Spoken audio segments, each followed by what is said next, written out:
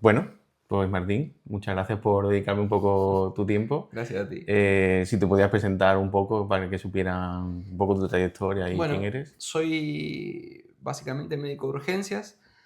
Trabajo desde hace varios años en urgencias hospitalarias y hace unos 10 años aproximadamente hice el curso de la SEMP de ecografía porque tenía un amigo que hacía ecografía y veía las cosas que podía hacer con un poquito de ecografía que sabía. Así que me picó un poquito.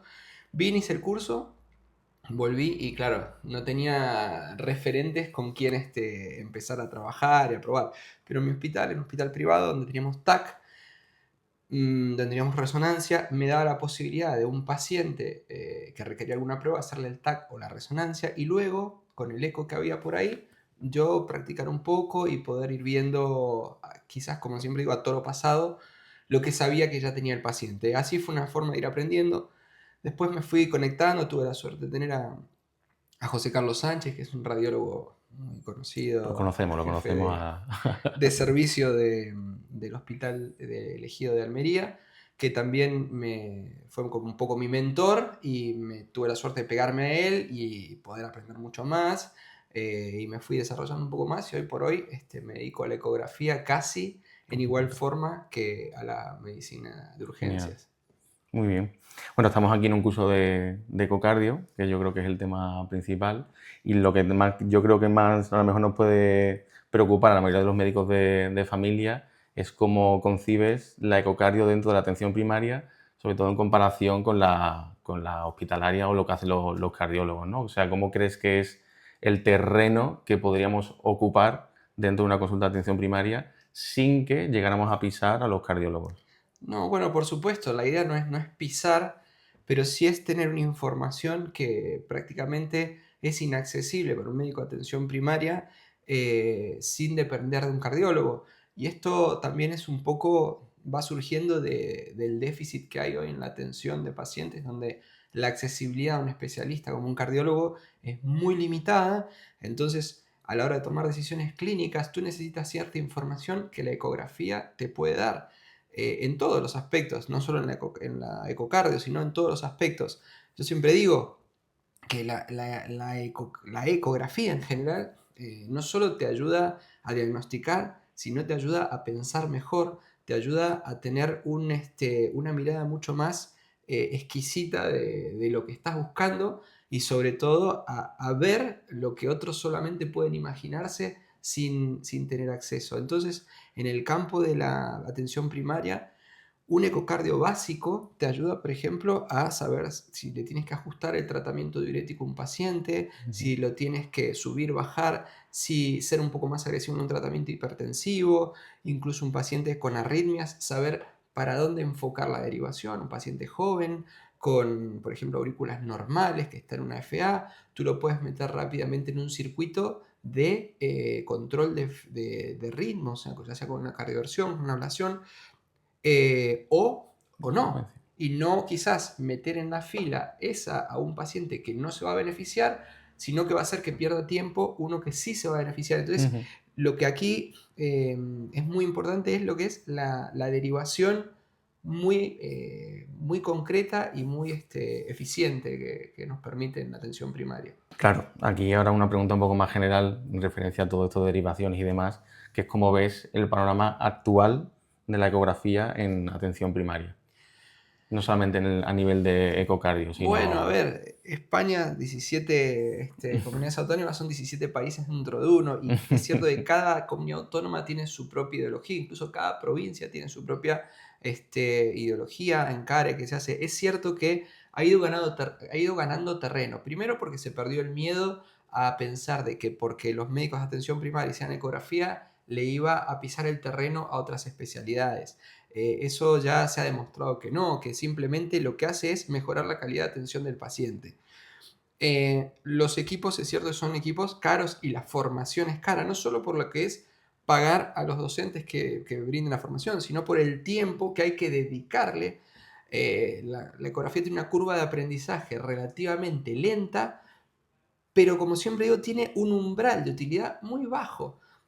Tú no te puedes poner a operar una apendicitis si no sabes qué hacer de piel a piel y si no sabes qué hacer con cada complicación que se te pueda dar. Correcto. Pero no te puedes poner a hacer una ecografía abdominal aún no sabiendo medir la próstata, pero si sabes buscar una piedra en la vesícula, va a ser útil, porque tú no estás haciendo una ecografía reglada, estás haciendo una exploración física con un ecógrafo que te permite ver por dentro un montón de cosas que no son posibles de ver Con el ojo humano. exactamente. Entonces, creo que hay que seguir incentivando esto, pero sobre todo incentivando con el factor tiempo, darle tiempo a un médico para que se pueda dedicar a esta formación, porque a la larga, y a lo tan largo, va a haber resultados muy, muy, muy importantes en cuanto a la eficiencia, ¿no? Bueno, por desgracia, ahora mismo el tiempo es lo que más falta en atención primaria, al menos en España. Exacto. Si tuvieras que decir un consejo a alguien que se esté iniciando ahora mismo en la ecografía, no en la ecocardio, sino en la ecografía en general, un médico de atención primaria, qué le dirías? Paciencia, perseverancia, porque realmente los resultados y la satisfacción personal que da la ecografía es brutal, porque te das cuenta luego que te posicionas con mucha ventaja sobre lo que tú ya sabías o lo que aprendiste en la facultad o la experiencia que hayas adquirido en lo laboral en todos estos años. Realmente, como digo, puedes ver lo que antes te imaginabas. Entonces te posiciona con un nivel de seguridad, con un nivel de satisfacción personal, vuelvo a repetir, porque dices, esto yo creía que era esto y es esto. Y luego, con un feedback de una retroalimentación de aprendizaje, porque tú hay cosas que creías que estabas seguro que era de determinada manera, y te das cuenta que no. Un ejemplo muy práctico son las TVP. ¿No? Muchas veces me decían, ay, hazle un eco para una TVP. Tú viendo al paciente ya sabes que no tiene una TVP. Entonces, pero claro, cuando haces 10 ecografías a lo que tú creías que era una TVP y ves que no la tienen, o al revés, cuando la tienen, ya tu cerebro, sin hacer la ecografía, Se ya regula. sabe si va a hacerlo o no, que por supuesto hay sorpresas. Pero eso también nos ayuda a ser buenos médicos. Siempre un amigo mío dice, la ecografía hace buenos a médicos malos, pero hace excelentes a Un médicos médico buenos. bueno, totalmente de acuerdo. Si tuvieras que, haciendo un poco de memoria, decir un caso clínico que al usar la eco te marcara, de decir como esto va a hacer un antes y un después en mi vida como profesional, un caso clínico que dijeras, este Sí, fue... lo tuve. De hecho, lo utilicé como trabajo de fin de máster, de un máster que hice de urgencias y emergencias. Fue una paciente que me trajeron hipotensa a la urgencia. Estaba cenando en un restaurante y de pronto tiene como una bajada de tensión, un síndrome vasovagal. Me la traen teóricamente recuperada y cuando me la estaban pasando de la ambulancia a la sala de urgencias vuelve a tener otra hipotensión. Bueno, y en principio no tenía fiebre. Hago un ecocardio muy rápido que me lleva muy, muy poquito ver que no estaba en fallo de bomba, pero muy poquito, estoy hablando de un minuto y medio, ver que no estaba en fallo de bomba. Miro con un eco pulmonar que no estaba con edema pulmonar. Entonces, ya ahí empiezo a descartar las causas de shock que tenía esa paciente. Tenía una buena volemia, mirando la vena cava, estamos hablando de exploraciones ecográficas de segundos, 30, 40 segundos que me podría haber llevado cada una. Entonces, ya ahí tenía descartado un shock cardiogénico, un shock hipovolémico, y yo decía, ¿qué le pasa a esta paciente? Porque le daba líquido, se recuperaba y a los 15 minutos, ¡blum!, se me volvía a caer. Es más, hasta dije, vamos a dar una dosis de antibiótico pensando que estábamos hablando de un shock distributivo. Pero digo, ¿un shock distributivo por qué? Sin fiebre, sin un foco infeccioso. Y le pregunto acerca de qué estaba comiendo, sobre todo pensando en un shock anafiláctico. Y se había comido miel, frutos secos, nada, me dice, mariscos, que nada. Y a la hora de estar luchando, que sí, que no, que se hipotensaba, no se hipotensaba, empieza con un rash urticariforme. Y digo, esto es una anafilaxia. Claro, no fue tan florida, no fue tan violenta, y recopilando un poquito la información, recabando un poquito de información, una paciente holandesa con limitaciones idiomáticas había estado comiendo carabineros. Entonces, la ecografía en ese caso me ayudó a tomar decisiones muy porque ya si no empiezas en qué tipo de Sí, yoke es, bueno, aparece eso que por supuesto me termina ayudando este signo clínico de la urticaria, se le puso adrenalina y la paciente se recuperó de una forma espectacular. Pero la ayuda que me dio la ecografía, tú piensas que yo estaba en un hospital solo, sin claro. UCI, era Sí, no, la es enfermera y yo contra el mundo. Así que, y así varios casos, donde ha sido realmente determinante la ecografía.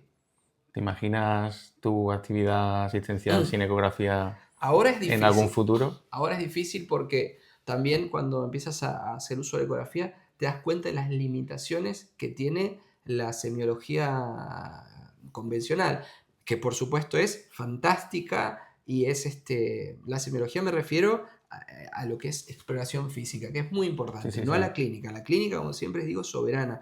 Yo cuando hago una ecografía intento saber lo que tiene el paciente antes de hacer la ecografía, ¿eh? Intentas confirmar. Exactamente. Entonces, hoy por hoy me costaría porque auscultaciones rigurosamente normales, después te llevas la sorpresa de que tiene o una neumonía o alguna valvulopatía.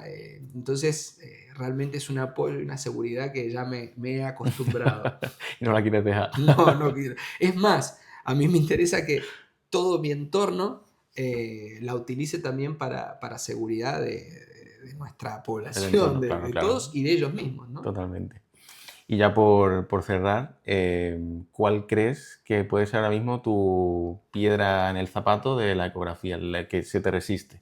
Que dices tú, es que esto por mucho que lo intento, Bueno, me pasa un poco con la musculoesquelética avanzada. La musculoesquelética avanzada es una rama que me cuesta sobre todo porque no es demasiado frecuente en mi ámbito y capaz que una ecografía de tobillo.